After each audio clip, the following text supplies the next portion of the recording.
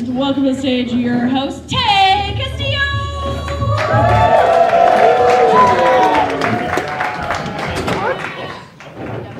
Welcome everybody, and thank you for coming to Medical Debt is a Joke. I wasn't asking for all that, but my name is Tay, and I'm going to be your host all night long. I usually do comedy here, but today I'm working with the DSA and Undo Medical Debt to buy back medical debt. And here's the thing with our fundraiser. For every dollar that we raise, it's $100 in medical debt that we're buying. That is crazy. I'll take it. Now, this is actually the third in a series of 3 fundraisers that we've done, totaling to, as of now, $14,000. I'm trying to do the math here, but that's sounding like $1,400,000. That's great, and I love that. Our goal is actually $15,000. We are so close, folks. Oh, so close. And with your help, I'm hoping that we can get there. Now, before we jump into all the fun stuff, do me a favor. Take out your phone. Give me a second. Go on. Go ahead and give this guy a little scam. And I'm not going to ask you to donate, but what I am going to ask is that you think about it. Just think about it. And while you all are thinking about it, I want you all to get ready for your very first act. They wanted me to let you all know that they have a show coming up on May 16th, Friday at 9:30, and they told me it was a big gay extravaganza. Put your hands together for the U-Hollers!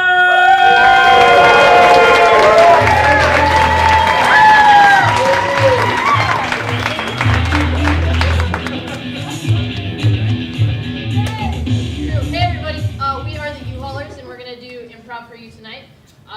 Has anybody here seen an improv show before? Yeah. All right, so we're going to need to get a suggestion, and the type of suggestion we typically like to get is what was your queer awakening? But if you're not queer, just what was like a celebrity crush you had when you were younger? Jeff Goldblum. Jeff Goldblum was the first one that I heard. Yeah, I heard Jeff Goldblum. Yeah, okay. Counts as queer. Yeah, all right. What does Jeff Goldblum mean? Jeff Goldblum makes me think of wisdom. Wisdom, okay. Glasses? Glasses. Gonna have to say dinosaurs. I'm going to have to say the 4th of July. I'm gonna have to say vocal fry. All right, so we are going to use those words from your suggestion to inspire our set. And we're just improv.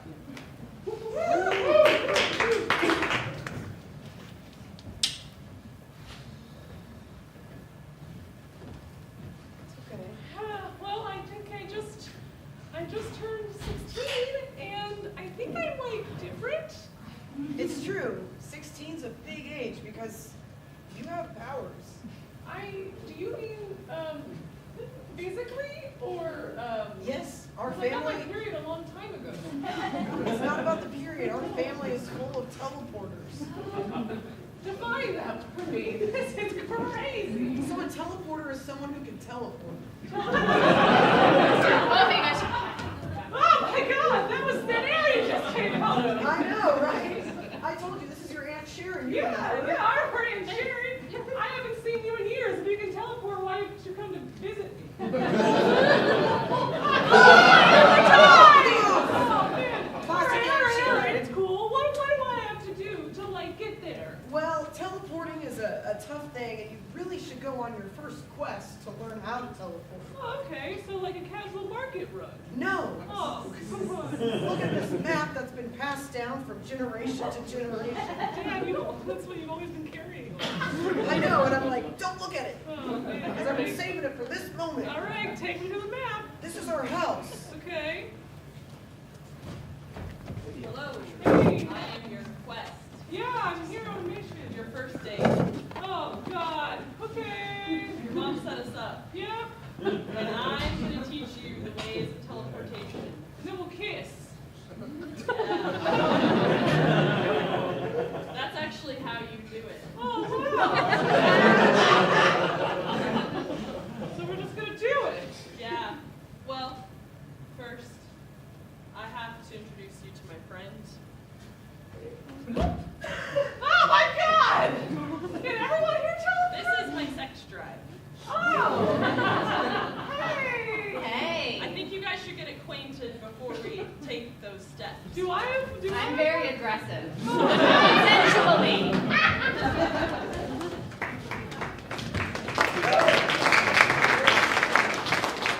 Professor, Jurassic Park has gotten out of hand in a way we couldn't have predicted before. What now? The dinosaurs have become exceedingly patriotic. Oh,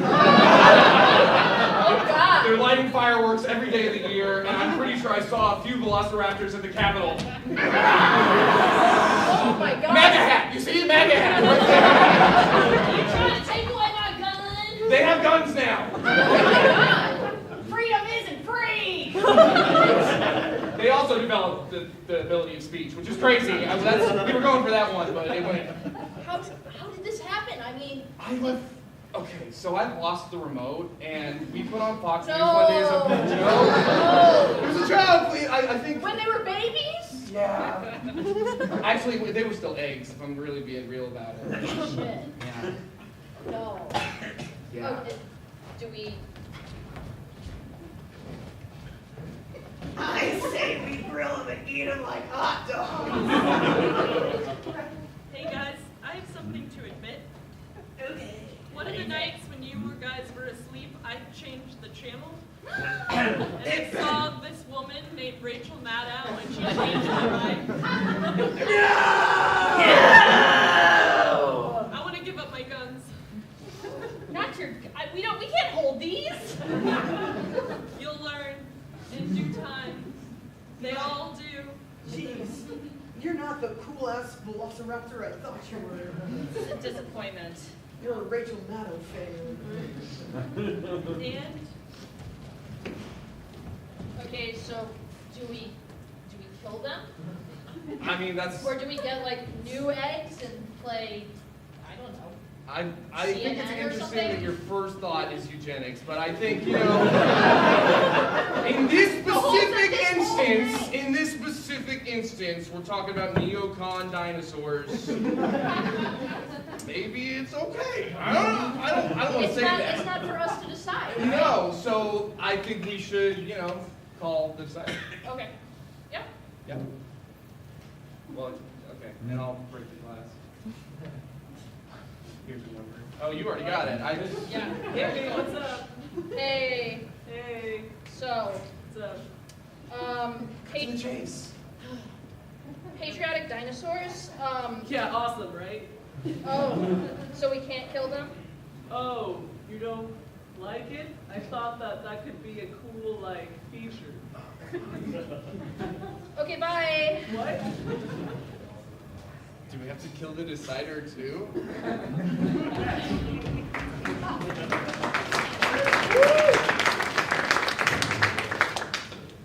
Look, I know I sold you your house and I'm here at your doorstep, but I thought we were yeah, Good, exciting stuff. just transactional. Yeah. It's just, I need friends. Oh, I'm a realtor with no friends, and that feels wrong. yeah, our personas are purely for the money, so I haven't really developed a sense of self. Oh wow. Well, I've got a game night on Thursday. Oh my God, you come? Yeah, it gets a little weird. Cut the game out on Thursday. All right, rule number 1. We don't talk about game night. No! Guys, I have a guest coming. Hold on a second. Oh shit, they need to hear the rules. Yeah. All right. Hey, come on, get in here. You're just in time. This is the gang. Hey, what's up? Hey, everybody. Hey, this is the neighbors of the realtor, Florence. Sorry, continue with the rules. Rule number 1 we covered earlier is you don't talk about game night. No! So, Sydney over here actually broke rule number 1 by inviting you in the first place, but that's okay. Rules are made to be broken. With that being in mind, rule number 2 is no killing anyone. Again. Starting tonight. We've had incidents. Like I said, rules are made to be broken. It's game night. It goes crazy. Anything Your but that. friends are so cool. Yeah. Stripping starts after 10? It's really optional. I mean, Can we Okay. sidebar? Can we sidebar? Oh, yeah. No, what's up? Hey, anyone's sparked your interest in friendship? Yeah, this is intense. I don't know, I just feel like, Haven't you been to a game night before? yeah, no, because I don't have any friends. Okay, yeah. Okay. You know what? I just, when I get really nervous, all I want to do is sell. So if I start acting like that, can you just shut me up? No, you're gonna write it. Don't even worry. All right, we got a few more rules. Carl, please. We ready for the final rule? the final rule is, what's your Venmo?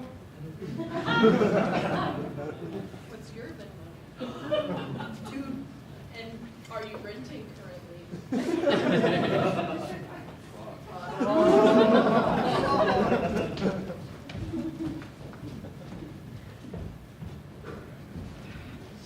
oh good, you guys got here on time. Yeah. What's up? What do you need? Well, I think I'm gonna be a theater major. Oh. Wow. Really? You're sure? You're going to be a theater major at Missouri State University? Is there a theater program there? Yeah, the Bears are big on theater. And besides, they have great benefits, and what are those called when you get money? Scholarships! And they have those for theater majors. Yes, specifically 60-year-old theater majors like me. Okay. I mean, Mom, we're just a little worried about you. Why? Someone is going to be able to drop you guys off at middle school still.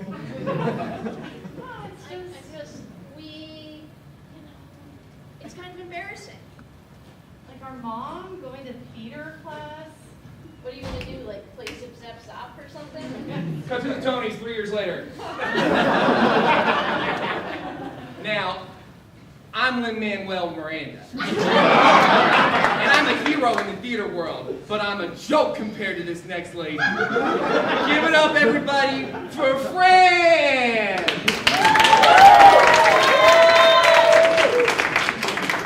I always supported you, Mom! Love you, baby. Go Bears!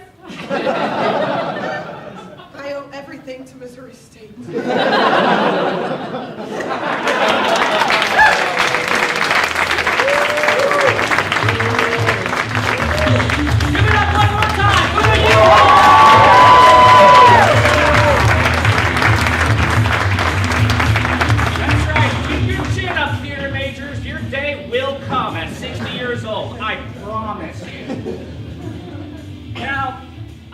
This last comedian outside selling illegal fireworks. You might have seen him already. Please welcome to the stage, Evan Christian Goldt. Oh no!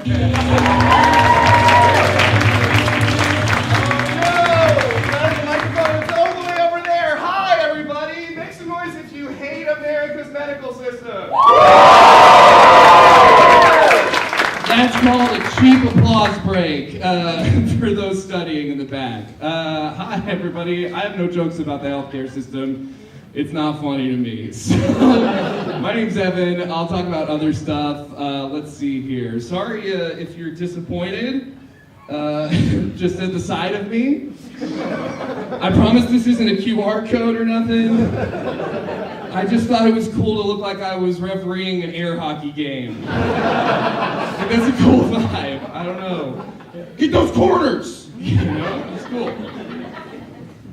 I am sorry if you are disappointed. I do get it. I understand that I kind of come across like, I don't know, like what might happen if you put like podcast equipment in a summoning circle.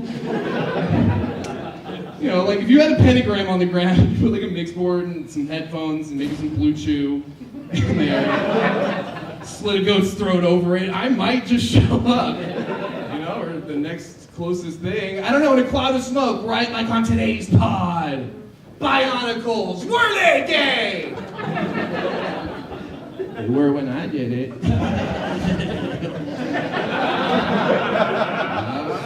Come on, 69 Nichols, who's with me? Who's this for? Just me? Okay, hold on. Let's see here. My name's Evan. I'm high all the time. I brought my notes on stage, but they're all the way over there. I'm a non-binary person. We're heroes. I use they, them pronouns. Nobody else really does for me, but that's fine. It's okay, because I definitely identify way more as non-confrontational than non-binary. Tell me what we're gonna do. I'll think differently of you, we'll move on, it'll be great. Some people hear that and they're like, clearly confused. They look at me and they're like, but your hair isn't blue. Your name isn't Sock. I thought there were rules. So I get the confusion. I don't know. But like, here's one thing. I'm a genetic freak and I'm not normal. 0 armpit hair. That's real. That's not a choice. That's not a choice. That's my weird freak body. Ladies. Can you say the same, ladies? No? Fellas, when I do woo-woo-woo, bald armpits, let me hear you woo-woo-woo-woo. No?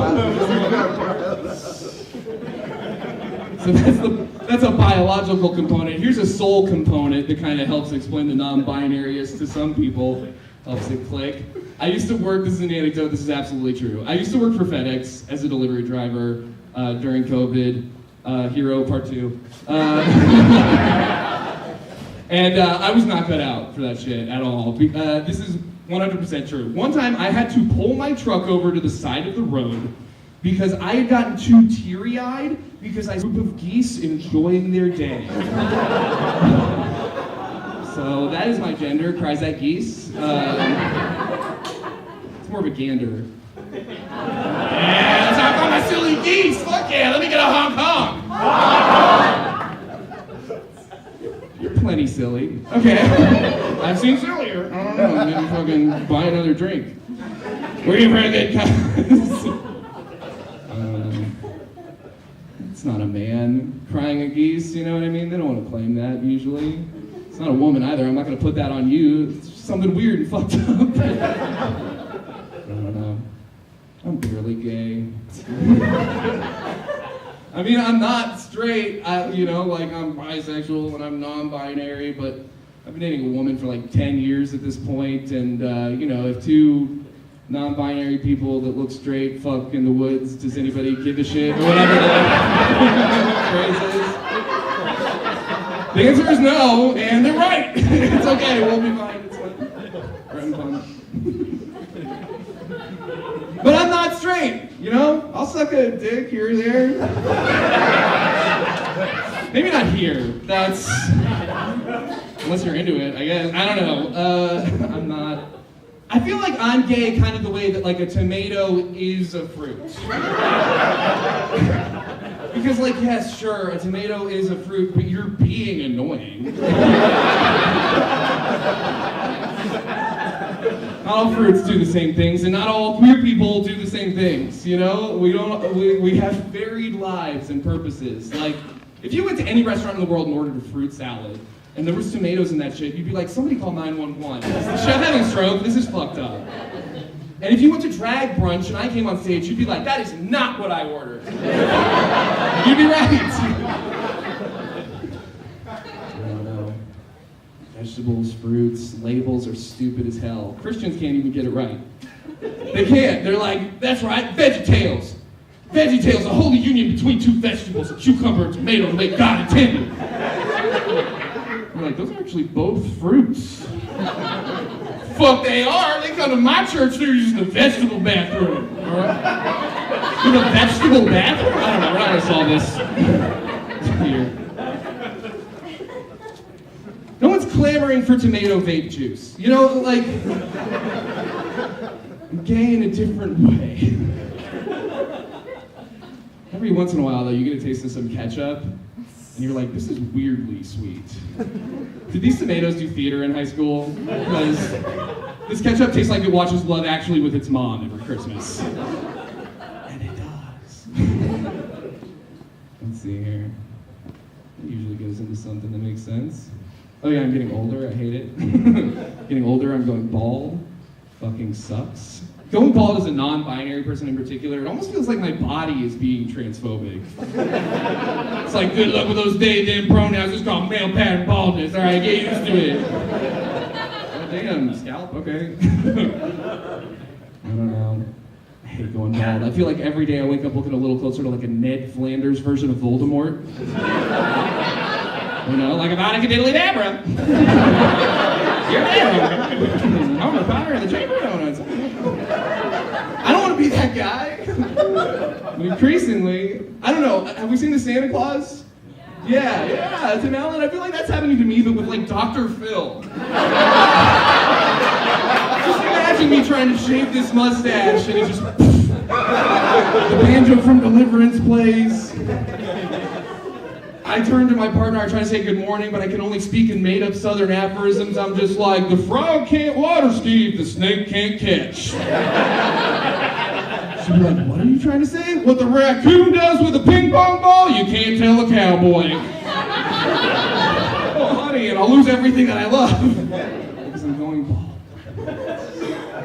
We got drugs you can do now. They got like keeps and hymns. Anybody in here doing those? No? Maybe you read the fine print like I did. Maybe you saw the asterisk side effect that big hair loss doesn't want you to know about, which is, say it with me, permanent erectile dysfunction. Isn't that fucking adorable? What kind of monkey paw bullshit is this? Like, do I want to look fuckable? Or do I want to be fuckable? Imagine taking your car to the shop, you had to get your brake pads changed, and they come up to you, they're like, hey, we put flames on the side of your car, but we had to take out the engine. Fuck you, I need to drive. Getting older sucks, it's stupid. I've known it for a long time. I used to work as a valet at St. Luke's, down there on the plaza. And most of my job was just like helping little old ladies get their wheelchairs and shit out of their trunks. And I did it for about 2 years, and so every day of my life, for 2 years straight, holidays too, some old person would look me dead in my face and in all seriousness just go, don't get old. Which I think might be the only polite way to be like, kill yourself. Maybe not today, but before this, they handed me a gun, it had a date on it. I was like, April 2051, that sounds about right.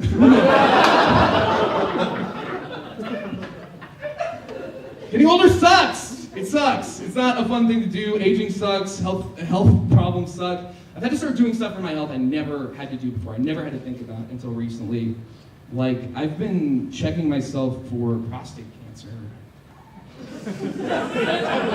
A lot. Yeah. Ever since I learned it was allowed to call it that, are you kidding me? Who's with me? Come on. Prostate havers? No, not these guys. They don't. It's not this hand. No one. Whatever. I'm sorry, you called my bluff. It is this hand. I'm sorry.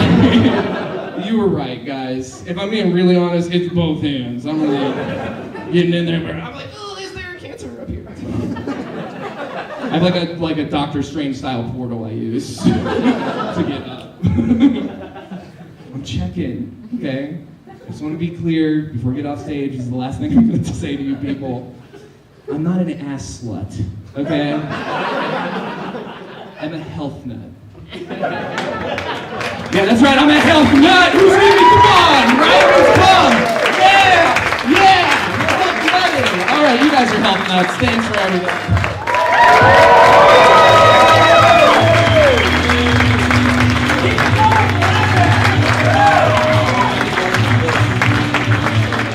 All right, I'm just gonna go ahead and give this a little happy tune here. here, because that number keeps going up. I don't know who keeps doing it, but I think they're in the room.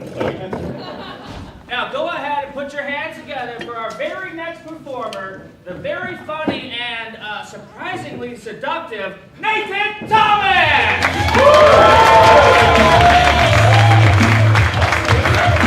Keep it going for Tay Castillo. Keep it going for the Kansas City DSA. BetterHelp, the online therapy tool, it started serving me thirst traps. Which, if you don't know what a thirst trap is, it's a non-pornographic, salacious image designed to make me thirsty. But it's like only like a little bit spicy, like a green chili pepper. It's enough to get you going, but it's not everything, you know. But peppers and they go hand in hand with porn categories. If you shout out the name of a pepper, I'll tell you what category of pornography it is. Serrano. That's going to be Latina. If we had a let's see, another one. Carolina Reaper. A Carolina Reaper. That's going to be shit porn. Like, imagine if that got in your eye. But yeah, so BetterHelp has started serving me thirst traps, which is wild that you would use the thing that is absolutely the reason that I need therapy as the lure to get me to buy therapy. It would be like if Mr. Peanut was the spokesperson for EpiPen. It's counterproductive. Make some noise if you're in therapy or have been in therapy. Listen to all of us well-adjusted crazy people. We've done a lot to destigmatize therapy and mental health. I've been going off and on for the past 15 years. And I remember when I first went, I was like, I don't need to go to therapy. I'm not fucking crazy. I was like, it was a little indicative of the need. But in my time in therapy, I have recognized that the worst part about therapy is having to remember all the lies that you tell your therapist. Like, I have concocted entire fake people that are amalgamations of my friends. That way I can get what I need but still preserve their secrets. I'm actually really honest in therapy, and being honest is much more difficult than lying. Lying's really easy. We do it to people all day, every day. The hello, how are you interaction, we lie. We don't tell the truth. And you know this because if you ever mess around and tell the truth, that person will walk off. They will not ask you how you are the next time they see you. So that people want us to lie when we have those conversations, but honesty is difficult. And the real, actual worst part about therapy is recognizing that no matter how shit-tastically someone might have treated you, you're the only one responsible for dealing with it in the present moment. Gross. I don't like that. What does that do for me? Give me, what, yet another way to hate myself? I don't know. I'm a dad. Yeah, woohoo. Yeah, I had sex one time. Wow!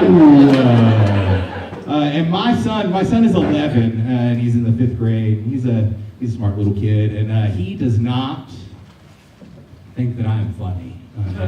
And he lets me know at every single opportunity. So we were riding in the car the other day, and I had a rose because someone had given it to me after I performed, and I plucked off one of the petals. I rolled down the window. I sped up the car. I stuck it to the side of the car, and I said, I'm putting the pedal to the metal. He said, Dad, you are not funny. And I said, well, sometimes people laugh when I tell this joke, so they beg to differ. He said, if you're so clever, come up with 10 pedal puns. I said, okay, I'm not afraid to do the work. So I got out my notebook, and I put together 10 first draft pedal puns. A couple of my favorites. What do you call an herbal teapot? That's a pedal kettle.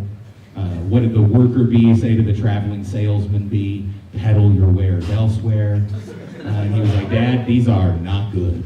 And I I said, I agree, but what I need you all to know is how hard it is to come up with pedal puns when the very first one that you think of is pedophilia. And that's like not a joke that I'm gonna make, much less to my kid. When I do we have any gun owners in the audience? All right. So we got leftists, but not so far left that we have our guns back. Okay, all right. Understand. Just reading the room. I'm not presently a gun owner because after like the third time of sitting at the edge of my bed, being like, "You only have to make one more decision," I was like, "This probably isn't a good idea for me to have access to at a moment's notice." So I got rid of it. But I got rid of it, but I had it because I was a hunter growing up, because my dad liked to go hunting. And so I was a turkey hunter because a boy wants the approval of his father. And so turkey hunting is a very wild experience. You wake up well before the crack of dawn. You dress up like the trees. You sit very still on the ground with a little piece of plastic in your mouth. And every once in a while, you yell out into the forest using that piece of plastic, "God damn, I'm horny. Someone come stuff my cloaca." And then turkeys are like, "Oh, I'm gonna fuck this turkey." And so they gobble and they holler out, "I'll come fuck you. And then his friend is like, "Hey, don't you remember what happened to Tom?" It's like he heard Henrietta calling, and he walked over there, and it turns out it was a man dressed like a tree with a boomstick. That only happens in the movies, man. And then I, bored, tired of sitting there doing nothing, I say, "I want to gobble you whole with my hole." And the turkey runs out into a clearing. Well, goddamn, and then I kill it dead. Why? Because my dad had PTO. That's the best reason that I can actually come up with, is he didn't have to work, and that's what he wanted to do. I like to think that I'm a good wingman. Yeah, I'm witty, I'm charming, and I know not to say stupid shit. Plus, I have no issues helping my friends write lines because I'm a full-figured fuckboy. I was hanging out with my buddy the other day, and an attractive woman walked up to him, and she was like, "Hey, do we know each other?" They didn't. They exchanged names, and he made a corny, cliche joke about her name, and she was way too accommodating. You know, hit him with one of those real big, over-the-top, laughs. And anyways, they went their separate ways. She went back to her table with her friends, and my buddy was like, "Hey, I'm gonna run my game. Shoot your shot, bro. What do you got?" He said, "I'm gonna airdrop my contact information to her." Whoa.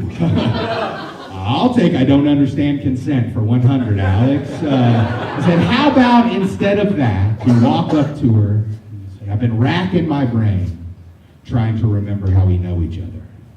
And I just figured it out. It's that we don't, but we should." Ooh. I would fuck me. I had never felt so smooth. And it worked. He got them digits, his words, not mine. And later that night he was like, "Hey buddy, I really owe you one. What can I do to make it up to you? Don't worry about it. But if it works out for the two of you, just name your abortions after it." I'm not a very religious person, but I keep having this experience lately that's leaving me questioning, and I'm going to dump it on you and see if you guys can help me come to a satisfying conclusion. So we all know that a 10-piece chicken McNugget comes with 2 dipping sauces, right? Yes. Yeah, it's a crime, but hey, it is the world we live in. So 2 dipping sauces with a 10-piece chicken McNugget. And I sometimes... every time, eat one of the sauce containers with just 2 chicken McNuggets. It's gross, I'm a scooper, it's how it's made. And somehow, without fail, that second sauce container has enough sauce for all 8 McNuggets. What in the Mechanica is going on? I have no way to understand how this works, because then a 20-piece comes with 3 dipping sauces and somehow it still works. The only conclusion I have is maybe there's a God. That's the only one I can come to. When I was growing up, I had the good fortune to be the subject of a preacher's sermon. Yeah. I was at a church function at a McDonald's play place. And a friend of mine dropped a chicken McNugget on the ground, and I caught that shit off the bounce. I was like a shortstop digging one out of the dirt. I saw it, I wanted it, like a bird jumping, or a cat jumping out of the grass, snatching a bird out of the air, or that Ariana Grande song, or Magic Johnson and Every Woman in the 1980s. I'm jealous, if I'm honest, because he had it. Boom, and now he has it. And so that Sunday, the preacher gave a sermon, and the gist of it was, I want you to love God with the tenacity and the ferocity that Nathan Thomas had when he ate a chicken McNugget off the ground.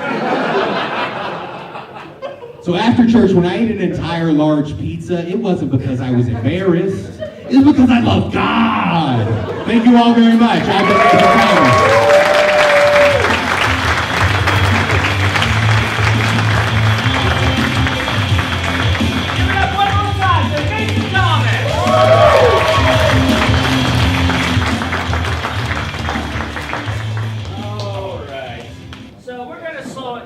Just a little bit. This is a very important issue, as you know. We have millions of people in medical debt. And I don't know about you all, I kind of have a couple questions. Please welcome from the DSA, Sean Lavelle.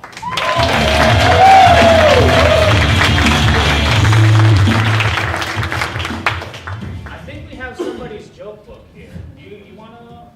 No, I'm not a performer. Just off the top of the dome, I gotcha. Let me go ahead and get you a mic real quick.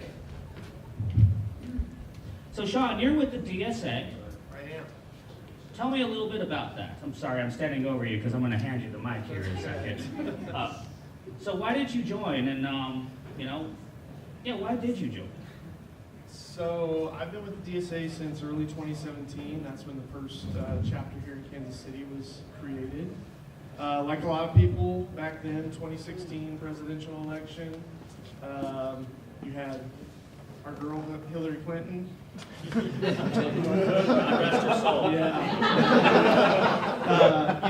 But also the campaign of Bernie Sanders. Brady fans here. All right. Like a lot of people, that was the first time really seeing on a big stage like that, an alternative to kind of what we've seen in the system that we deal with, this two-party system. And so that was a huge boost. A lot of people, that was kind of the resurgence of the DSA, and I was one of those people. That's great.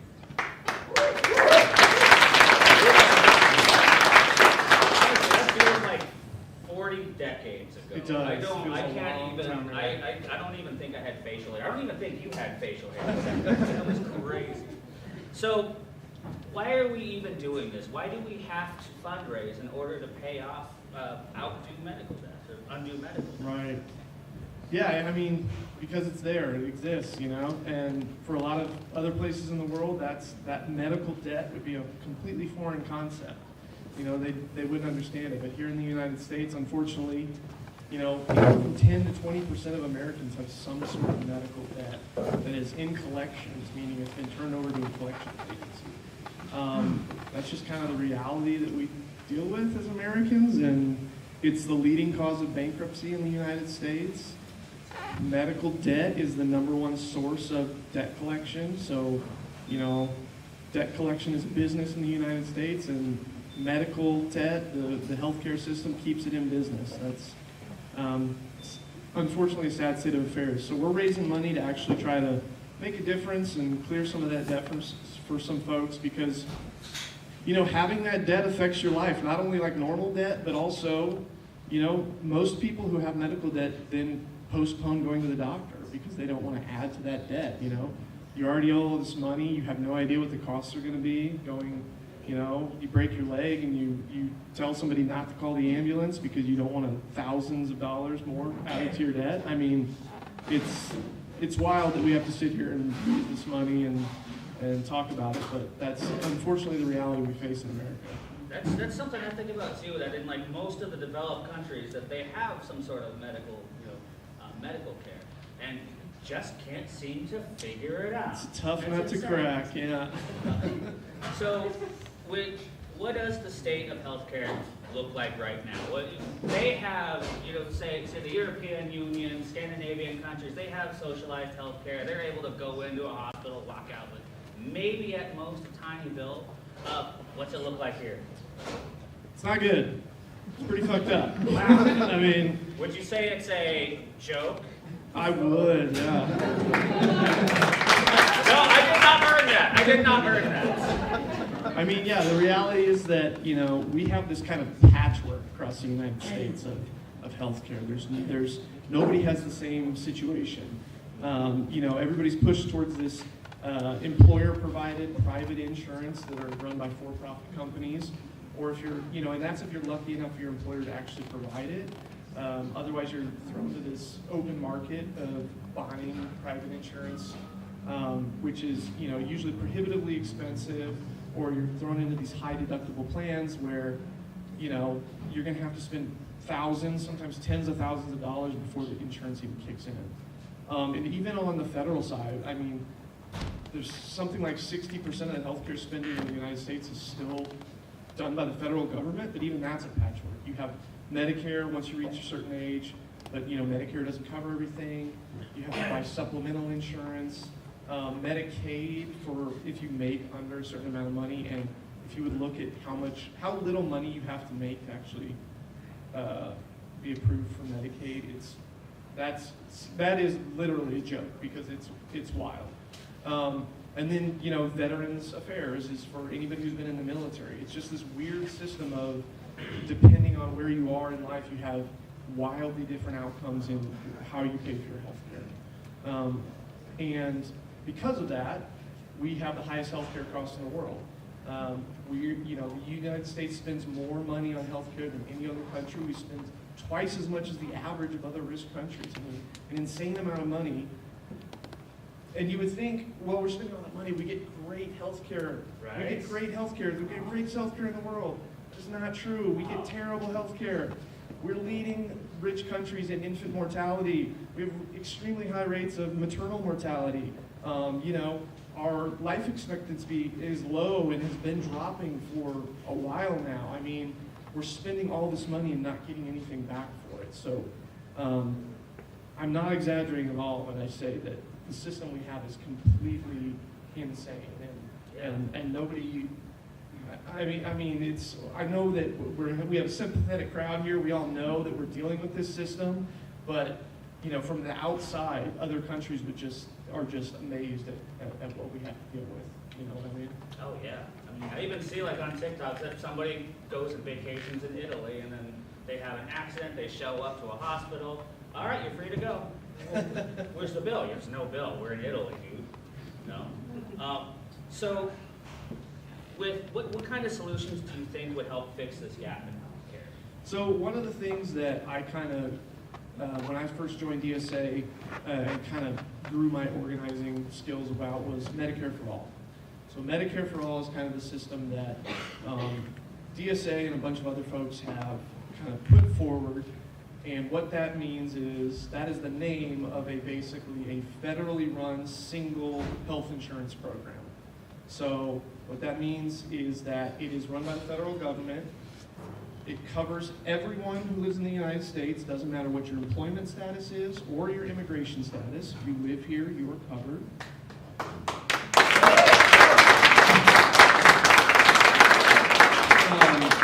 And it's comprehensive coverage. So when we talk about Medicare, and it doesn't quite ever cover everything, there's supplemental. This Medicare for All is expanding coverage to anything that would involve a healthcare professional.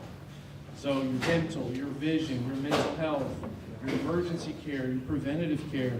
Anytime you're seeing a medical professional, it's covered. And when you are there, it's free at the point of service.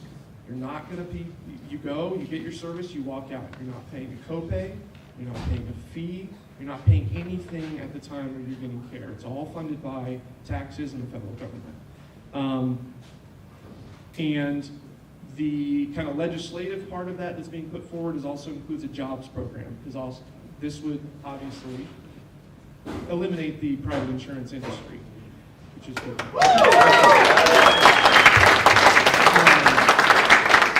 And so that legislation also includes a jobs program for those people that will lose their jobs do that, because one of the big things is that with this patchwork of private insurance and all this, the overhead for a normal person of healthcare costs is like something like 30%. You think about a hospital who has a billing department, and they have to come figure out what insurance you have. Are you on Medicare? Are you on Medicaid? You know, all this stuff. When you look at Medicare, folks who have their healthcare through the federal system, the overhead is 3%, a tenth of that. So these jobs, this industry we're eliminating does not mean that these people are going to go then work for the federal government, right? Because it's not there, we're eliminating all that stuff. So the federal program would have a jobs program to, move those folks to other industries. Because that would eliminate an industry. That is a good thing. I know we talk about jobs, we talk about employment, but this is a predatory, terrible, I could say a lot of things about it up here, and I know all of you could too, but it's a good thing that we're eliminating it, but, we want those folks to still be employed. And the great thing is they'll have great health insurance while they're looking for a new job.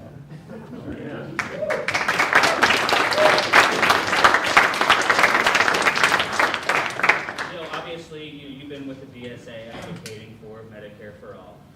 What are some steps that some of these folks might be able to take to say, advocate for Medicare for All, or get some more information, or fundraise, or just get active about getting health care to our people? So we're obviously doing this right now to raise money, and that is awesome. We're eliminating debt, we're raising awareness, but we have to actually take care of what is causing this issue. We have to actually get rid of this medical debt. And the answer for that is the same answer for a lot of things these days, is to get organized. You have to organize, you have to get organized yourself, and you have to organize others. And what that means is finding a group of other people who are like-minded as you. DSA, we have a lot of other groups here in Kansas City. Jobs with Justice, another great group that we organize with. KC Tenants, there's a ton of them. But you have to find a like-minded group, you have to get organized, and then you have to start organizing others. That's just the reality of it, is that we can't do this stuff alone. Everyone I think knows how powerless you feel in America as far as affecting things that are affecting your life. We have to use collective power. We have to organize. That's the only way to do it. And as far as more information, Medicare for All, Medicare for All.DSAUSA.org, Medicare for All website for DSA has a ton of great information about all the ins and outs, questions you'll get, all kinds of good stuff. And there's all kinds of other information, there's all kinds of other groups. We also have, I can't see anybody, this is very bright up here, but Tyler is somewhere in here. Tyler just wrote, there he is. Tyler's in the back. I think he's waving. They're tabling for us. Go talk to them about our chapter, but also Tyler just wrote a great article for Democratic Left, which is the kind of newsletter for the DSA. Just posted, it's about this campaign. It's got all kinds of great information. It's a really good article. Everyone should go check it out. Yeah. That's great.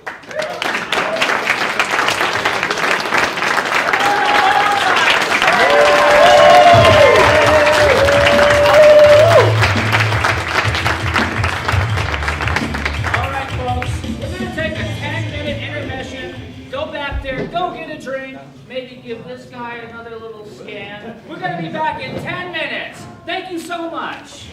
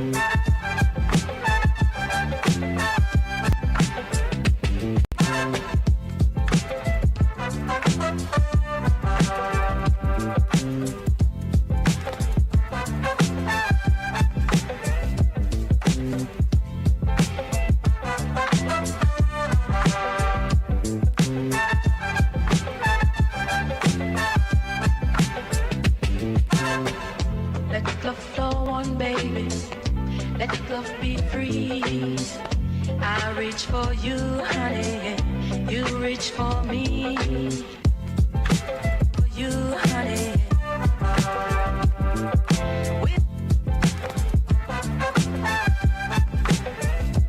For me.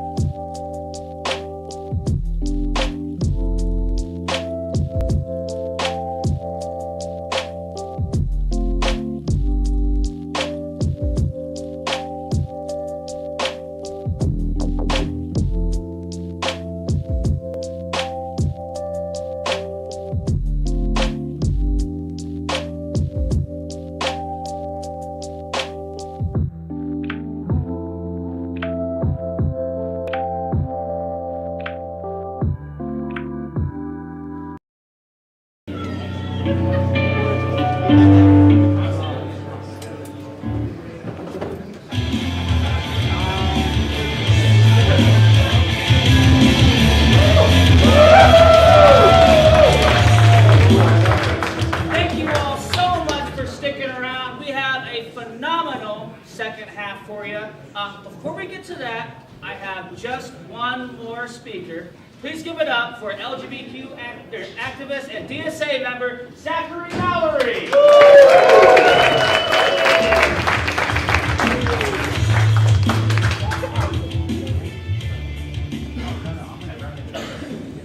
No, nobody saw me run into that chair. You don't have to worry about that. I didn't see anything right. All right. I can't see shit. That doesn't work. No, I can't see a damn Well, there's thing. only like 3 people in this whole place. It's One, been- 2, that's all we can do. It's been a while since I've been I used to do drag. But, Oh, well, let's You- stay you on know, topic. let's stay on topic. So, Zachary, you are with the DSA. Tell me a little bit about your experience, why you joined, and tell me a little bit about your experiences. So a little bit about my experience is I'm sick and tired of being sick and tired. So I'm also a shy. Oh, who did that? Me. Can you do it a little bit louder? There we go. Can we get some more? Come on. Y'all have some alcohol. I know you can do it. Yeah. So I'm sick and tired of being sick and tired.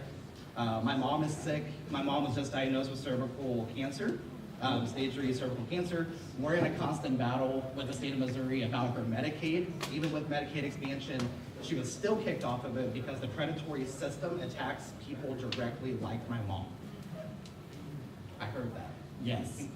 Because that system is working exactly how it was designed to fuck people over like my mom, to fuck every single one of us over that's right here, right now. That's right. So I'm here to share her story with her consent because she texted me and she said, how do I get my story out there? I said, well, coincidentally, I'm gonna go speak. And she was like, good, because I'm gonna kick cancer's ass.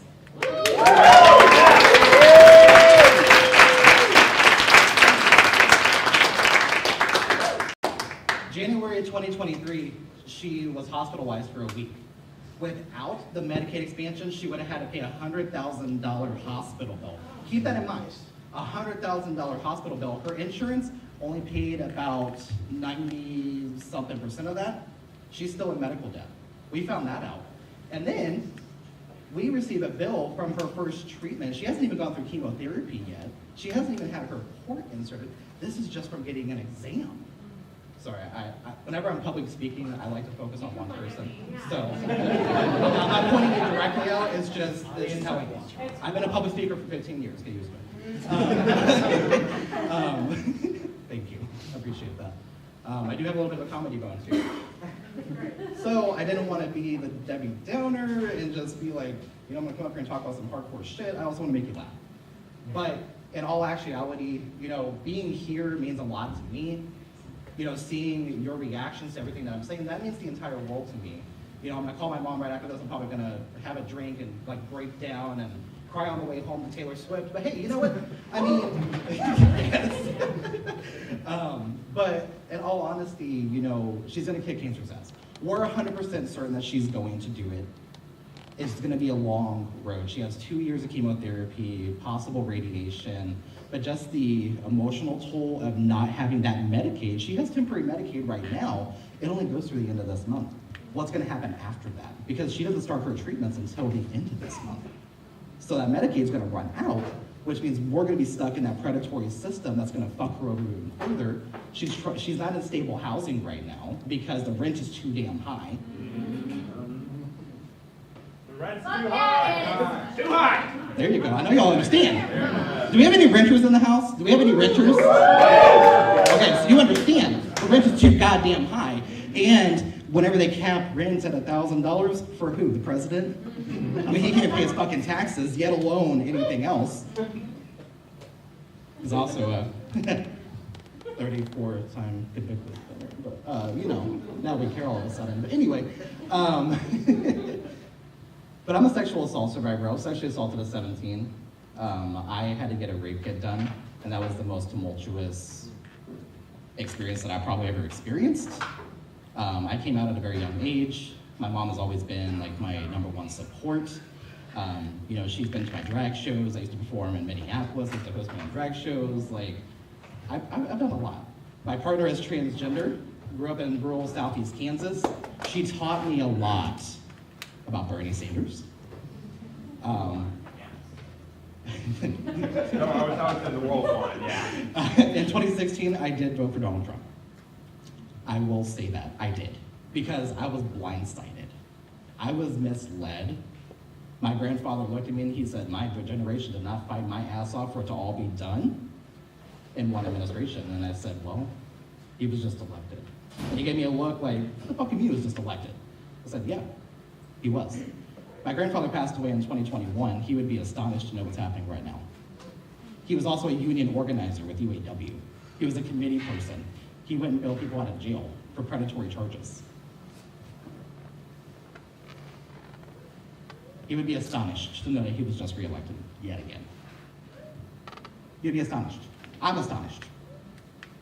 Whenever you're scrolling through social media and you see a post from somebody who has harmed so many people.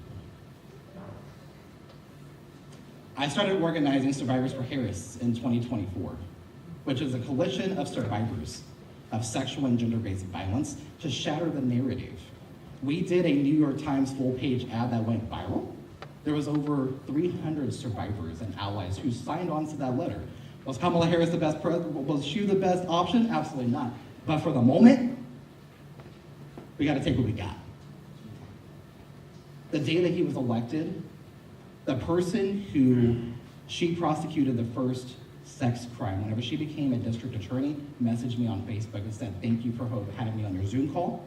Her name is Wanda Kagan. She was the very first case that Harris prosecuted. She messaged me and said, thank you for having me on your Zoom call. We had 300 people on that Zoom call. But now, I founded the Rise Above Justice movement, which is a national coalition of sexual and gender-based violence survivors, and we almost have 100,000 followers on Instagram, because we're doing the damn thing. Because we're shattering the narrative that every survivor looks the exact same, because we don't. What would have worked for you may not have worked for me, and vice versa, but I'm gonna make sure that survivors are at the front and center of every single movement, and the people that have the direct lived experience are exactly right there at the front. Like all of you right here at the very front. Because I'm loud. I also call out the bullshit. I also call out the capitalism whenever I see it. And that's because of that woman that's sitting right over there that encourages me every single day to wake up. Do you know how fucking hard it is to wake up knowing that there's a rapist in the White House right now? Do you know how fucking hard that is? Yeah, it hits hard, doesn't it? Imagine how I feel. Imagine how millions of other people feel right now looking at that news.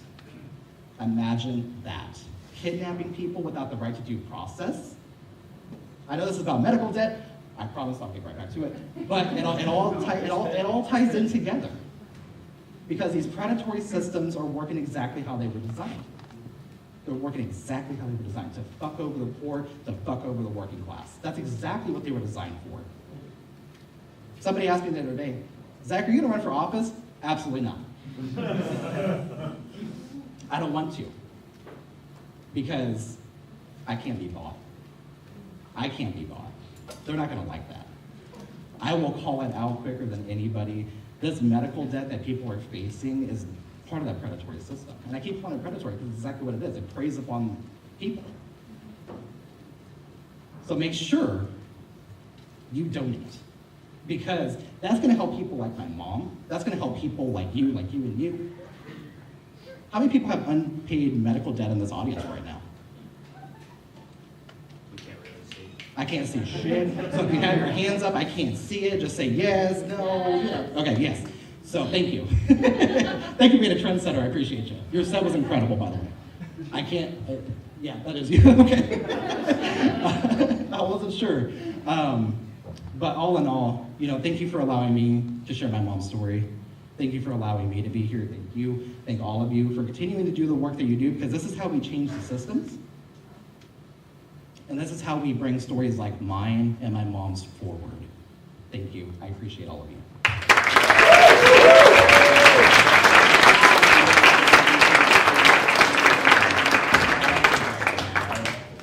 We can do that later on. So, all right. All right, give it up one more time.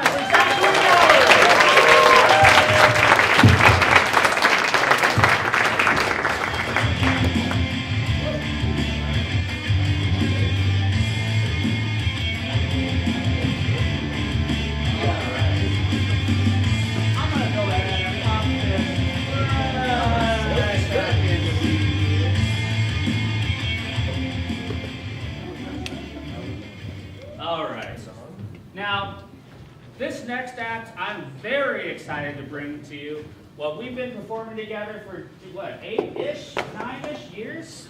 Too long. They are one of our vehicle-based improv troops. There's something I have to have you do before they come up. I need you to make it sound like a truck. Go. Give it a little louder.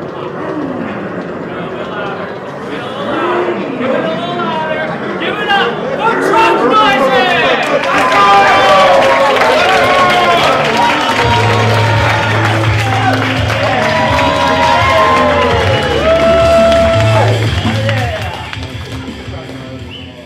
All right, everybody. We are truck noises. Before we get started, I'm going to make you practice some things, okay?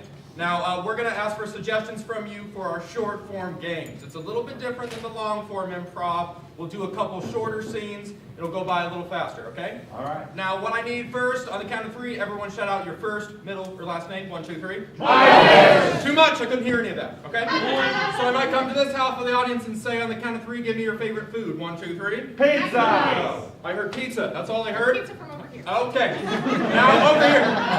Over here on the count of 3. I want you to give me your favorite zoo animal. 1, 2, 3. I heard zebra and I heard pizza from the back. Very strange. You go ahead and take those. Now, for this game, guys, what I'm going to do is I'm going to send out a doctor, okay? Now, our doctor this time is going to be Wes, so I need everyone to say, bye, Doc! Bye! Let's round of applause. Okay, this is going to be a guessing game. Wes is going to be very back there so that they do not hear what we're saying, okay? Now, Wes is a doctor, okay? They're going to perform an operation. Now, first, from my people in the back half here, give me your favorite celebrity or person from history. David Duchovny. Sabrina Carpenter. Sabrina Carpenter? Yeah. David Duchovny was so close! Okay.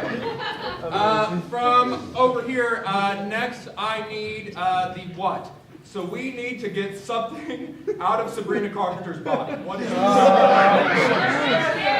What's that? Okay, so normally we would probably want to take out a parasite. What is something slightly less like a parasite? Espresso! I heard a toy train. We're gonna take a toy train. Okay. Now, sometimes we have to take something out of some place. Where's a place on the body besides the butthole to hide something? Here. Huh? Here. We're going here. Here. We're gonna go here. So Sabrina Carpenter has got herself in trouble with a toy train in the ear. Now we need an audience volunteer because Sabrina Carpenter needs a stand-in. So can I get an audience volunteer here? You'll be under anesthesia. Anybody? And all you have to do is stand and pretend you're under anesthesia. Go!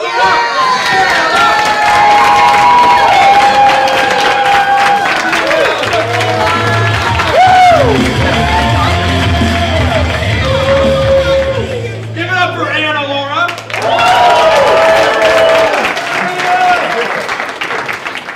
Anna Laura. Yes. For this, I just need you to pretend like you've been under anesthesia. Have you ever done that before? Yeah. Okay. Will you pretend for a second so we can make sure you're ready? That's perfect. Yeah, wow! Oh my God. Okay, so now what we have up here, we have the nurses who are going to help the doctor do this surgery, okay? So they're going to have to get Dr. West to understand what's happening. If West gets close to the thing, I want you to give him a little golf clap. What's that sound like? A couple of golfers out here. DSA, we don't golf as much. That's good. Okay, now, if you think they're getting really close, bump it up a little bit. If we're getting some funding going, yeah. And if we were to hit our funding goal, we would go crazy and sound nuts. If Wes gets all that, I want you to sound just like that. On the count of 3, I want you to say, Wes, get back in here. 1, 2, 3. Wes, get back in here. Give it up. All right, I came in on my day off.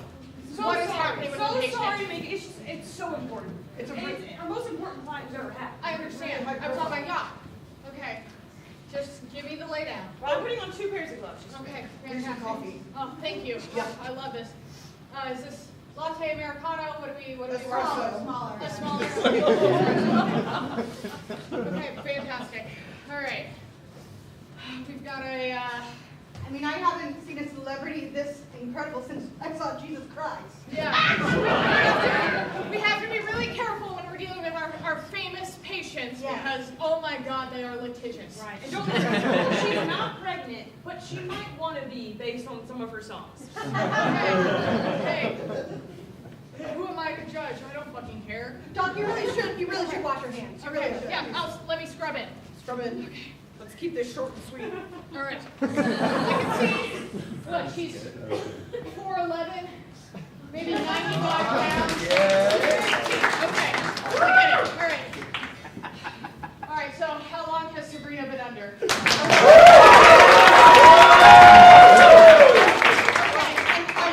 Here's the chart. Ooh, rough, right? Oh, yeah, that's not good. No. But doctor, I think you can. Okay. I think you can.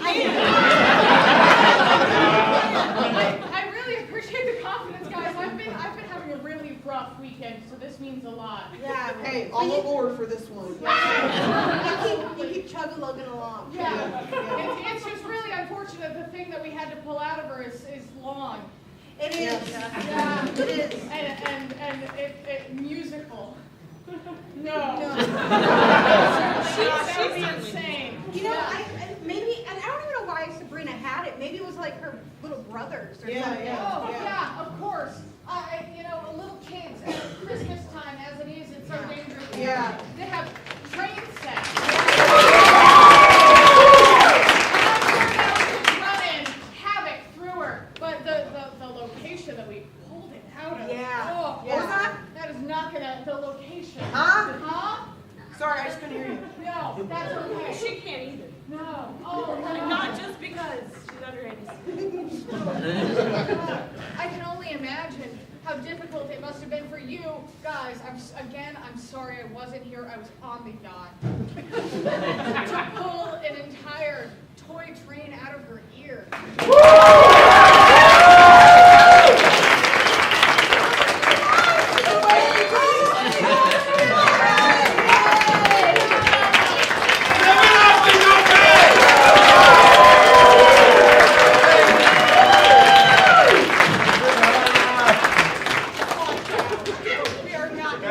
We're gonna need more medical money. I did forget whether or not doctors wore hats. I haven't been to the doctor yet. Well, you were on a yacht, right? I was on a yacht. I did justify it. I love it. All right, so the next game we're going to play is a game called Pan Left, Pan Right.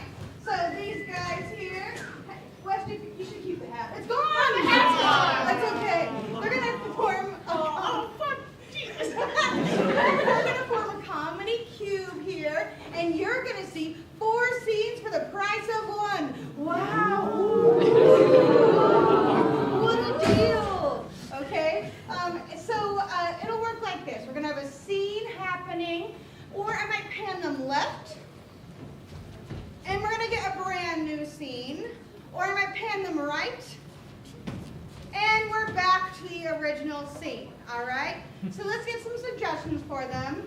I'm sorry. Based on your early mornings, I'm sorry, this is based on what we were talking about in the back. What's something that makes you poop? Coffee. Coffee! Wonderful. Pan left. For these 2 here, what is something that you wouldn't normally hear a poem about? Cocaine. Cocaine. Pan left. For these 2 here, what is a favorite Muppet of yours? Beaker. Beaker. That's good. I'm going to take Beaker. Okay. That's all. All right. Pan left. And then for these 2, give me just a silly sound. Wow. Ooh, wait. Shoot-da-da. Perfect. Pan left. We're going to review what we got. Coffee. Pan left. Okay. Hand left. Feeder. Hand left. Shoot. Pan right. Pan right. And we're gonna start here.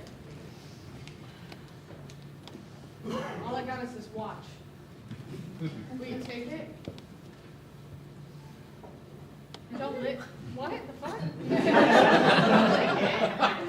Just gotta make sure it's real. Yeah, it's real. You can. It's engraved on the back. You don't know where I've been. I don't, but now I do. Pan right.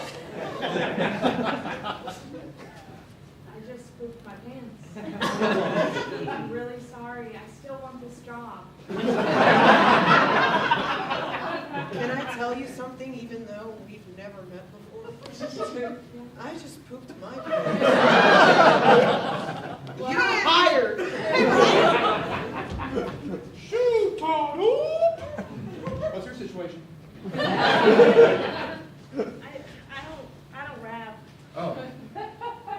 Okay. but I sing sometimes. Okay. It's where you came to the underground rap group to do that? I just wanted to see what it was about. I just Eminem, but I'm thinking we could change things around here with a little bit of musical inspiration, with a little bit of a female perspective. Maybe like you'll rap and then I'll sing between your rapping. Hell yeah.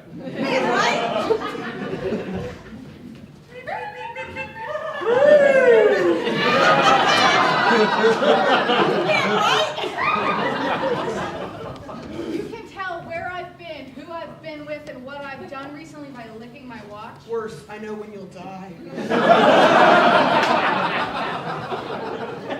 Is there anything I can do to stop it? Maybe quit taking elevators. I really thought this would be cocaine related. Like, not take elevators. Fan left.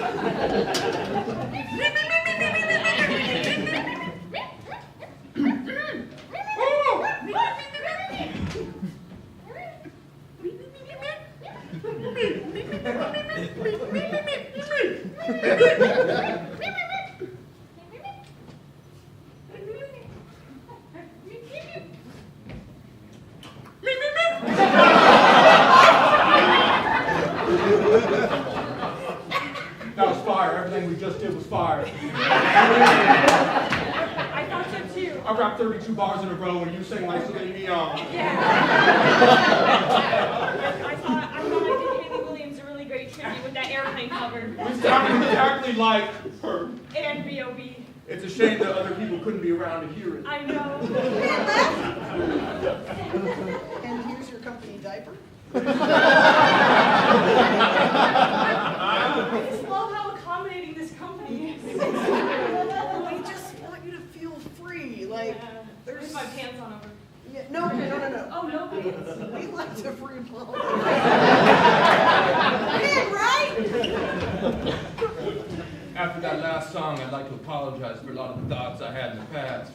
Wow. It's pretty heavy lyrical content we both just had. I know. I really felt like some of it was a little misogynistic. I had about 20 bars pre-prepped and they are very offensive.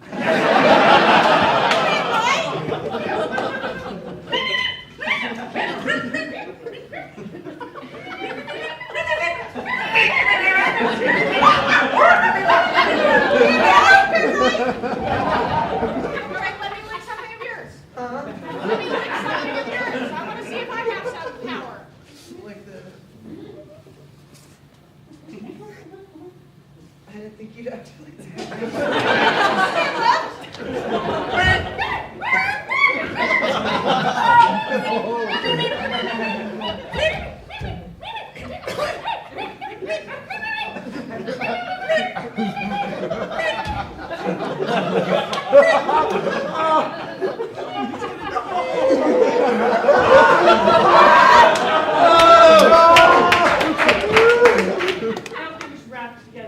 I agree.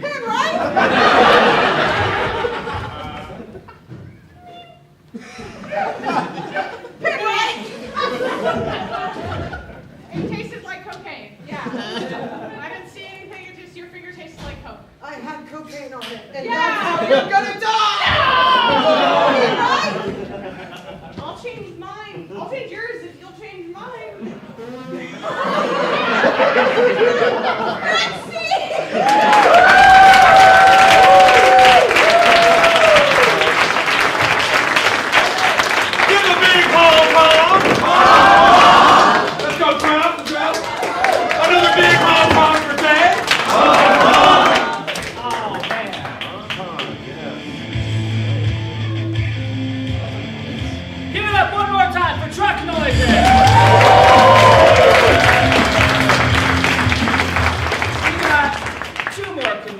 mind. So, and I do want to let everybody know, you need to go and get yourself a couple of tamales. I didn't shout them out enough. Give away. Are you waving? I can't. The lights are really bright. Give her a round of applause.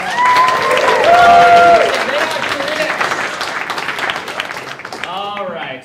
Now, he does clubs all over the city. He's a regular. He travels. I'm going to bum a cigarette from him later. Give it up for Dustin Slentz!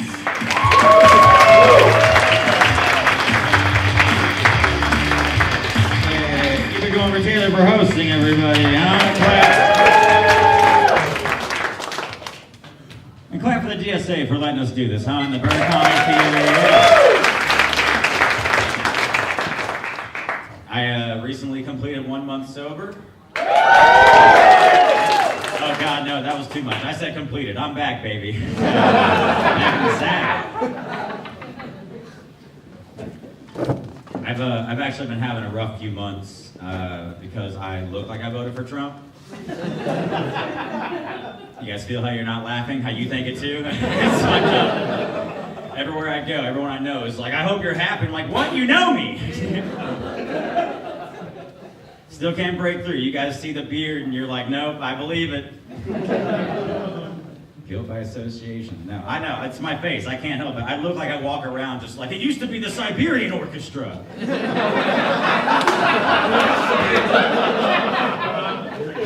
That's not me though. I watch NASCAR and Queer Eye. I love everybody. I'm just here to have a good time, you know? I live with my girlfriend. We've been together for 12 years.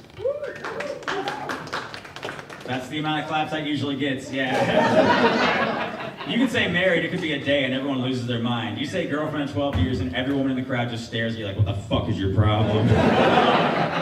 Fuck you guys, I don't need your judgment, all right? We're happy. We don't make it 12 years without being happy. We don't want kids, we have insurance and a dog, everything's fine. Yeah, that's my person. Only took me 9 years to figure out I was never gonna marry her.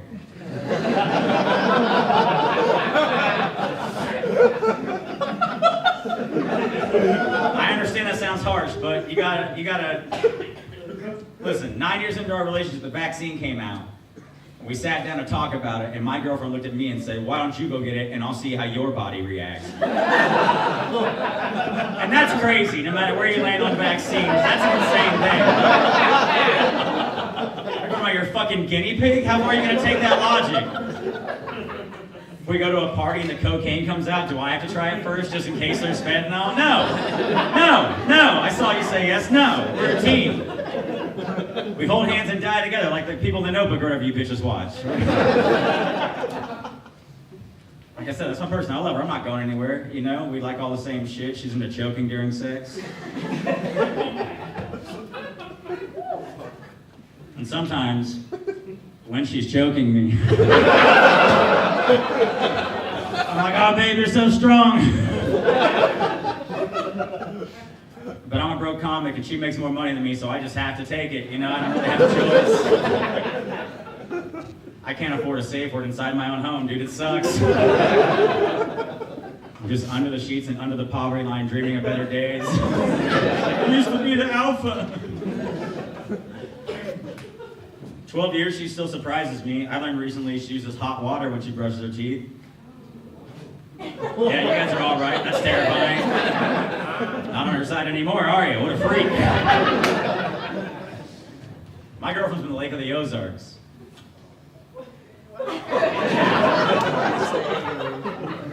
I live with an Ozark woman who brushes her teeth with hot water.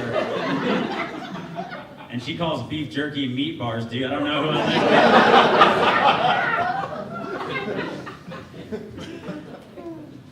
I was raised by a toxic mom. Anyone else? Any toxic moms out there? Oh, hell yeah. Nice. You usually don't get that. People are like, oh no, he's going to talk bad about his mom. Yeah. I've been talking to her more recently. I've been trying to repair the relationship. But I didn't talk to my mom for years just because being around her was a lot, you know? Because my mom's like racist and homophobic and incapable of empathy and a narcissist and an alcoholic. And that's a lot to deal with. And then she had a stroke. And the stroke just fixed it. My mom's a good lady now. She had a nice day. she has empathy and shit. It was a medical miracle, dude. It zapped the bitch right out of her. My mom hated all immigrants, and she woke up from that stroke like, no one's illegal on stolen land. And I was like, whoa! We've come so far. We thought she had a second stroke. It wasn't. She just got dehydrated. But we were panicked and called 911. And my mom lives in the country, so it took them 20 minutes to get there, and the ambulance was a pickup truck, all right? We're in the States.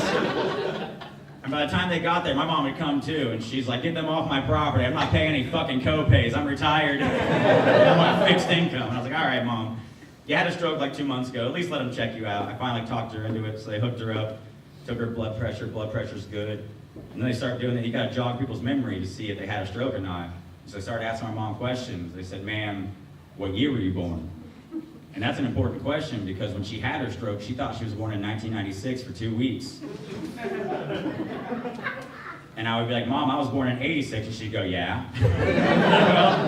Well, we gotta figure this out. But she knew it. She knew her birth year. Like, all right, we're good. That's one question good. Next question, ma'am, what year is it right now? She said 2024. And I was like, 2 for 2. Mom might be all right. This is not a stroke. Last question, ma'am, who's the president? We're in the sticks, so this is a scary question, right? I was like, oh God, what's she gonna say?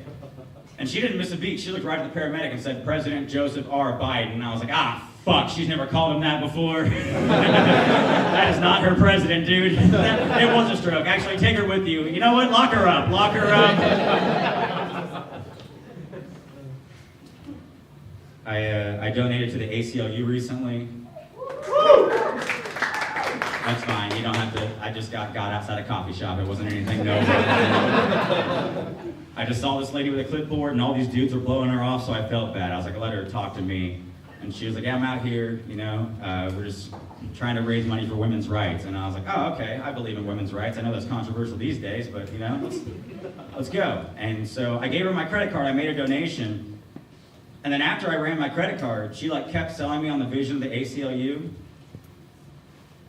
And I don't know how many people in here have ever worked in sales. A few of you, but once you make the sale, stop selling, right? Shut the fuck up. Because all you can do is ruin it at that point. Once you made the sale, you're supposed to walk away. And she kept talking, and I wanted the salesman be like, hey, this is where you stop.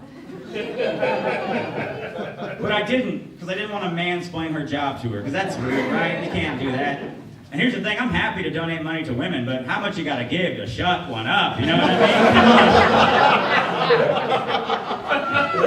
That's a fun way to get away with it. I have a brother who just got out of jail, and we were catching up, and he asked me if I had any kids yet. And I was like, no, bro, I don't. And he said, that's crazy. And I was like, why is that crazy? He said, you're trying to tell me you made it to 37 years old without getting anyone pregnant. And I said, no, that is not what I said. And he didn't like that, because everyone finds God in jail, you know?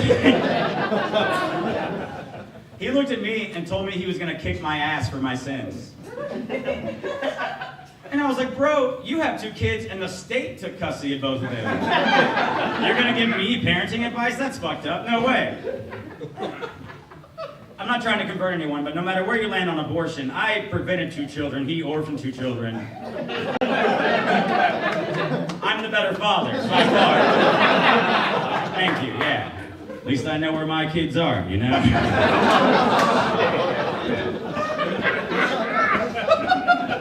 I'm sure the pearly gates aren't as cool when you don't have depth perception or whatever, but it still happens. Don't cry for my babies. Oh no, the pearly gates are blue? What happened? I don't know. So I'm very pro-choice if you can't tell. I think we should do more of it. Who cares, dude? It's a 9-month turnaround, 100% replaceable. It's not like cutting down a tree. But I think it's important to think about how we lost Roe v. Wade, you know, because kind of what happened is Barack Obama asked Ruth Bader Ginsburg to retire. He was like, Trump's gonna win, you gotta go, we gotta get a young one in there. And she was like, fuck that, I'm a girl boss. I'm gonna retire under Hillary Rodham Clinton, right? And we all know her sins and how she fucked up that campaign. And her hubris handed the country to Trump, right? Thank you. And then Trump brought in Amy Coney Barrett, the deciding vote in the Dobbs decision. Which means, unfortunately, if you think about it, the three people most responsible for the loss of reproductive rights in this country are Ruth Bader Ginsburg, Hillary Rodham Clinton, and Amy Coney Barrett. Oh, that's right, and that's why I don't vote for women. Because I'm too much of a feminist, and I want better for you bitches. I'm trying to be an ally, you won't let me. And I get why women are mad. You see them online being like, men would never let us govern their bodies. And you're right, we would not lose that fight. We would organize. Dude, if they tried to take away football from us tomorrow, every man in this room would just start walking to Washington like a Manchurian candidate. No fucking plan in mind, making signs on the way like, their body, their choice, CTE is healthcare. Hey guys, I'm Dustin Slentz. Thanks for coming out.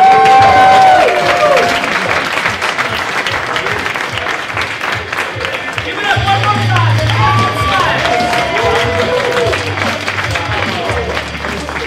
What a long night it's been. We have one last performer. Give it up for Aaron Scarbrough!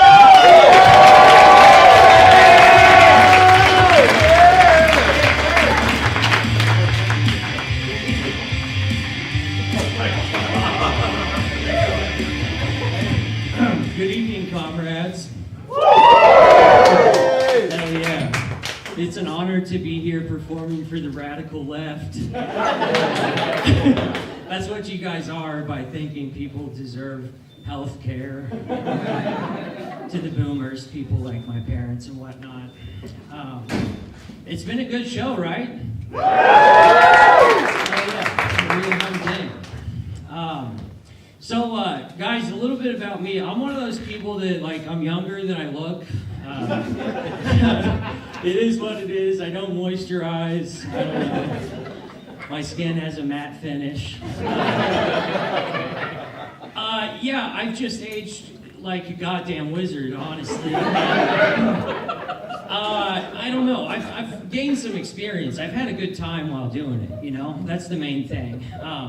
I know for a fact that there are good drugs and there are bad drugs. Like acid, good drug. In my humble opinion, I think it's a good drug. And it's ridiculous, like people are terrified of acid. In fact, like I know people who do cocaine regularly and they're like, acid, be careful with that. It's like, dude, you have that so backwards. I don't know. Like acid can change your brain, I guess, but like, I don't know, I've done like a copious amount of acid at once before, and like all that happened was like I had this realization, like I was like, oh, I could start drinking water during the day. So yeah, be careful with that shit. Whereas like I've done cocaine and that made me think I could freestyle rap. I don't know, I think it's a much bigger risk. I don't know. I don't get along with my family very good. Me and my brother aren't talking right now, and there was this situation where like, he asked me to be the best man at his wedding, and but he wouldn't let me give the best man speech. And that hurt my feelings as a stand-up comedian. And I don't know, all I wanted to do was say a few words on Palestine.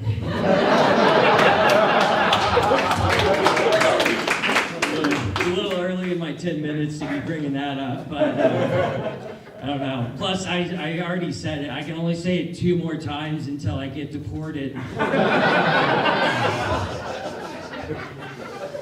don't know. Things are intense. So I'm a big fan of like heavy metal music, and where were you guys on the acid material?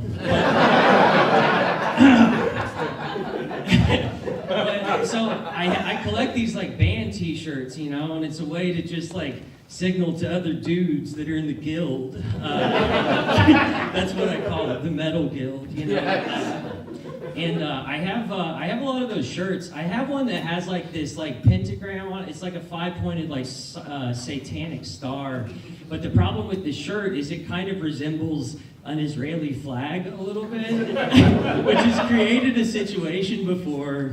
Like I've had someone come up to me and like ask if that was like an Israeli flag, and I got defensive, which I don't know what that says about the state of Israel, where I'm like, oh, no, I promise, this is only satanic. I don't fuck around with pure evil, dude. I appreciate you guys letting me run this material by you. I found a network that wants to make a special with me. It is Al Jazeera. I'm going to have the very first Al Jazeera Plus special. I already thought of a name and everything. I think I'm going to call it History Will Clear My Name.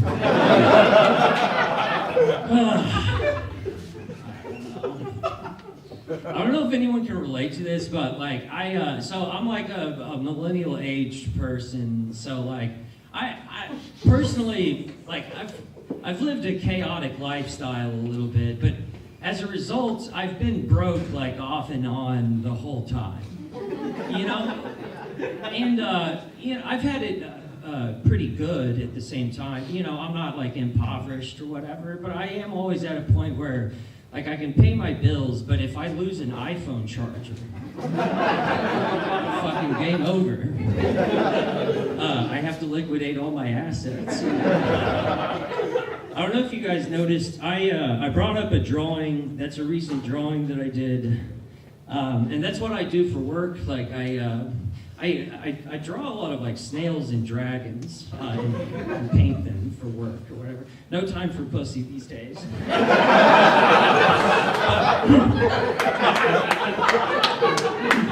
I made this drawing here recently of Karl Marx. And I did it, so I grew up in like rural northwest Missouri amongst like fundamentalist Christians, and if you don't know what fundamentalist Christians are like, it's like you take the principles of Jesus Christ, right, and you mix those with multi-level marketing. You insert some potluck dinners, and you have, you know, the Southern Baptist Convention. As a result, like my Facebook, like my friends from back home, they don't see things the same as me, and I like to fuck with them. So what I did, I posted, like I drew this picture of Karl Marx where like I kind of played up the whole looking like God thing, and I posted it and I said, share if you think we need God back in the classroom. And I swear to God, I had not one but 2 MAGA uncles share it.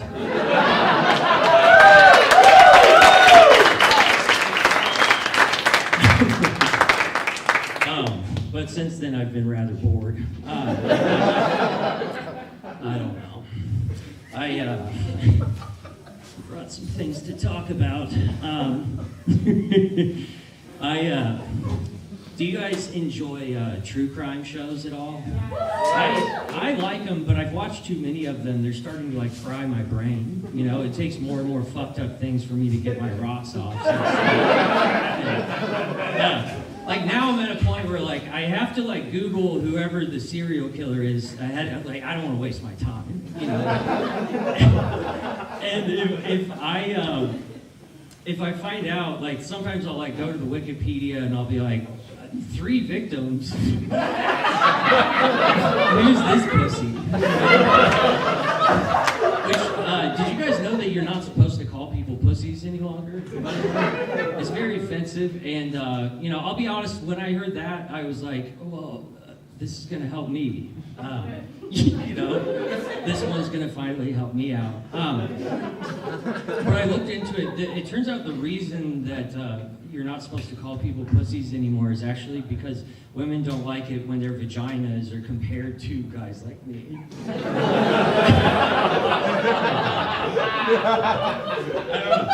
It's fascinating.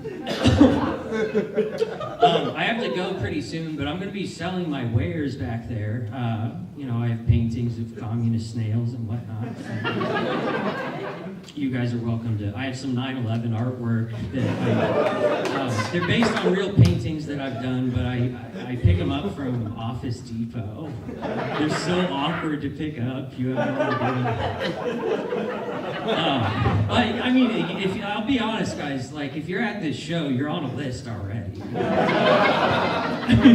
Am I wrong here?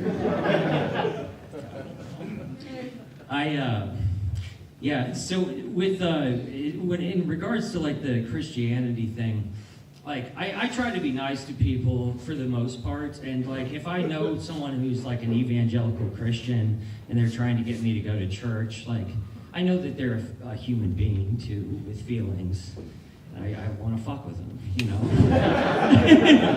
So I don't know. Like the other day, I had like an evangelical Christian try to get me to go to church on Sunday, and I was like, "Can't this Sunday because it's the blood moon." Me and the boys will be in the woods. The blood moon. That means sacrifices, brother. And I will literally be tied up.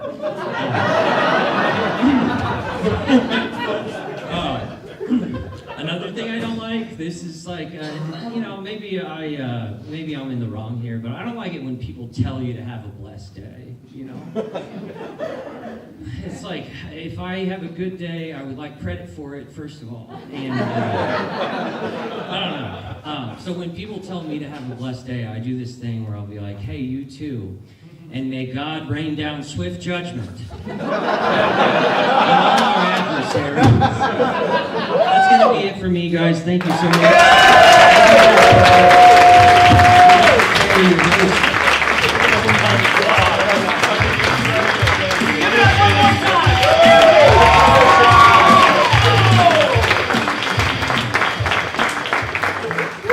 Our time together is coming towards an end. I know, I'm a little bit sad too. But what makes me a little happier is knowing that I could go and buy one of those DSA shirts over there for $25.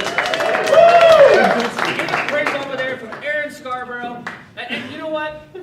I need our performers back on stage. Give me truck noises. Give me Aaron. Give me Dustin. Give me Nathan. We got U-Hollers.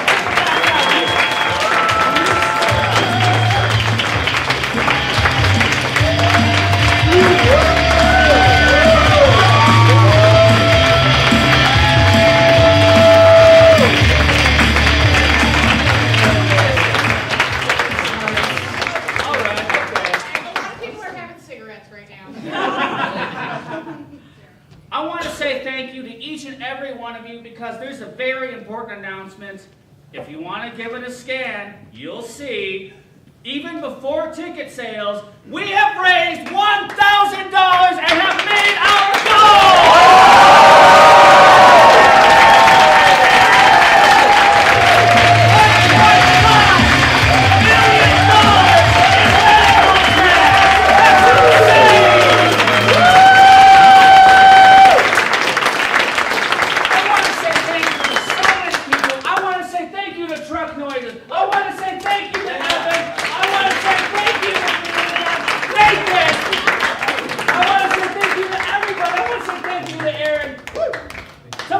kitchens. Yeah. I want to say thank you to all of you. I love Kansas City. You all did this with us. We raised $1.5 million in medical debt that we're going to buy. I am so proud of each and every single person. Give yourself a round of applause. Ladies and gentlemen, medical debt is a joke.